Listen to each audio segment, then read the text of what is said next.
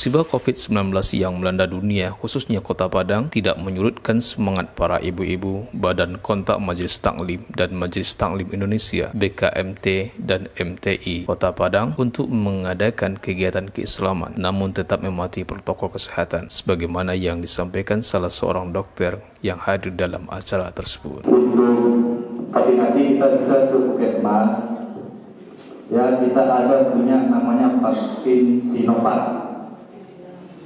Ya, jadi kalau bisa ya kita masyarakat dari di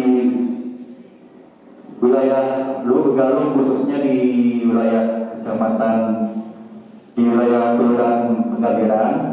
Penceramah agama pada kesempatan itu disampaikan oleh Buya Karismatik, Buya Profesor Dr. Haji Salmadan SMA, sekaligus sebagai pembina BKMT dan MTI Kota Padang. Semua persoalan kehidupan setidaknya ada 21 dalam hadis Muslim, Abu Daud, At-Tirmizi, An-Nasa'i yang diungkap oleh tafsir dalam ayat Subhanallazi tadi, terutama dalam tafsir Jalalain misalnya, dalam tafsir Qurtubi misalnya. Terakhir dalam tafsir Al-Mutasabihanil Mata'in misalnya diungkap ini ayatnya, ini hadisnya, ini hadisnya. Sebagai pembina MTI dan tokoh masyarakat, Risyanti juga menyampaikan bahwa kegiatan MTI ini tidak hanya sebatas kegiatan keislaman, namun juga terlibat dalam kegiatan sosial seperti memberikan bantuan kepada masyarakat yang tertimpa bencana. Ya, kalau MTI ini kita rutin tiap bulan. Kita adakan di 13 ini anggotanya MTI kelurahannya 13 masjid musola yang ada di Kelurahan Pengambiran, Ampalunan 20 ada 13. Nah, tiap bulan kita agendakan untuk mengadakan pertemuan seperti ini bulanan dengan mengundang ustadz, kemudian sharing informasi. Saya selaku dari pemerintah tentu ada informasi-informasi yang harus di-sharing kepada masyarakat. Nah, ini salah satu ajangnya juga, dan kemudian juga tentu kita menghimbau untuk ibu-ibu ini untuk bersilaturahmi sambil menimba ilmu tentunya. Nah, alhamdulillah ini sudah tahunan berjalan dan antusiasme ibu-ibu peserta cukup bagus. Cuma terkendala karena Covid aja kemarin. Nah, sekarang ini saya baru mencoba lagi ini untuk bangkit lagi, baru pertemuan ketiga apa keempat baru ini setelah Covid ya. Sedang masa Covid ini. Mudah-mudahan kedepannya terus semakin bertambah. Karena seperti tadi itu di rumah ibadah bukan berkerumun namanya kan, tetapi protokoler kesehatan tetap harus dilaksanakan.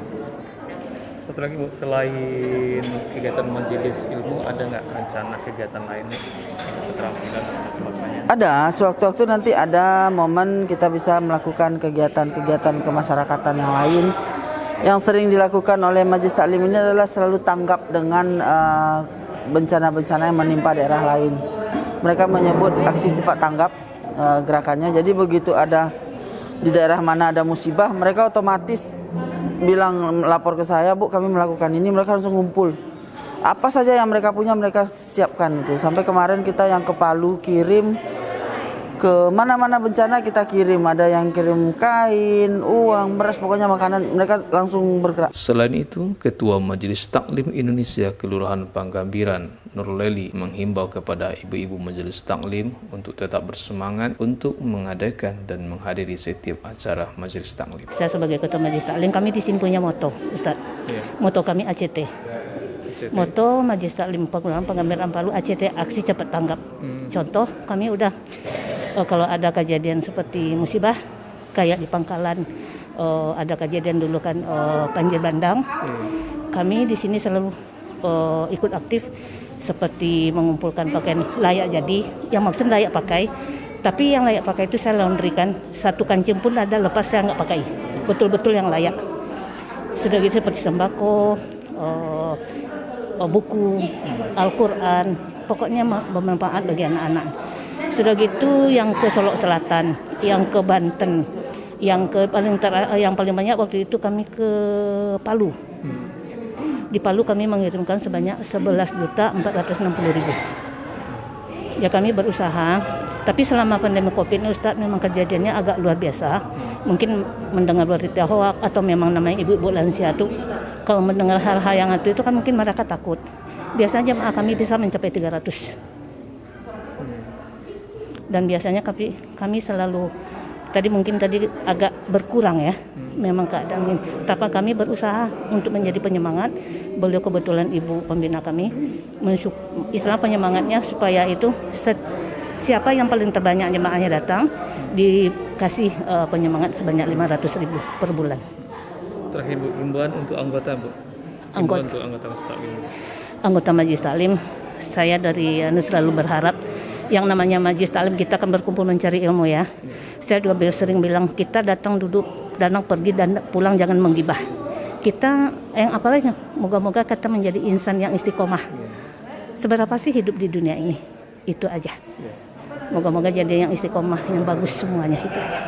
Kegiatan Majelis Taklim sangat didukung oleh Lurah Pangambiran, Bapak Kamal. Beliau mengatakan bahwa MTI Kelurahan Pangambiran merupakan organisasi yang sangat aktif di tengah masyarakat. MTI di Kelurahan Pangambiran Palu ini kan salah satu organisasi sosial masyarakat yang termasuk organisasi yang terbesar, yang aktif dan eksis setiap saat. Dan kenapa dia besar? Karena jumlah anggotanya banyak, dan masjid musola yang dia naungi itu juga banyak. Lebih dari separuh masjid yang dia naungi jemaahnya untuk bergabung di MTI. MTI Majelis Taklim ini kan ada dua di Pangambiran Palu, ada dua, ada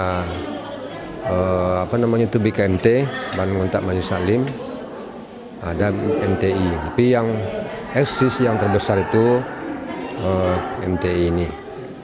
Jadi mungkin karena yang jadi pembinanya Bu Eli sendiri, jadi semangatnya masyarakat itu bisa terbangun sama Bu Eli. Oleh sebab itu kita demi mendukung kegiatan ini, demi mensupport mereka, kita berupaya setiap kegiatan ini kita hadir untuk mengikuti kegiatan itu, untuk memberikan semangat bagi mereka. Di lain kesempatan, Ketua BKMT Kecamatan Lubuk Begalung, Trigena Puspasari, mengatakan bahwa kegiatan Majelis Taklim ini selalu dilaksanakan di setiap bulan dan hari-hari besar keagamaan. Jadi kalau di BKMT Kecamatan Lubuk Begalung, kita selalu setiap bulannya mengadakan pengajian atau wirid bulanan setiap hari Rabu minggu ketiga, dengan teknisnya kita pengajian itu dari kelurahan ke kelurahan yang lain. Jadi satu kali sebulan kita akan menempuh, artinya bersilaturahim dengan jamaah di masjid yang ada di kelurahan sekecamatan Lubuk Begalung. Program kerjanya yang utamanya tentu saja selain pengajian bulanan juga memperingati hari-hari besar agama Islam seperti yang kita lakukan, yakni memperingati Isra dan Mi'rajnya Nabi besar Muhammad SAW. Dan kemudian nanti pada memperingati memasuki tahun baru Islam 1 Muharram, selalu kita mengadakan kegiatan seperti perlombaan. Contohnya kita laksanakan kemarin ini tahfiz Quran. Dan tahun ini insya Allah kita akan mengadakan perlombaan rebana antar permata BKMT Kelurahan sekecamatan Lubuk Begalung. Selain itu, dari mulai tahun yang kemarin itu kami memberikan reward bagi kelurahan-kelurahan yang mana kegiatannya itu banyak dan juga melakukan atau aktif datang ke wirid kecamatan, itu akan diberikan penghargaan, yaitu berupa piala bergilir.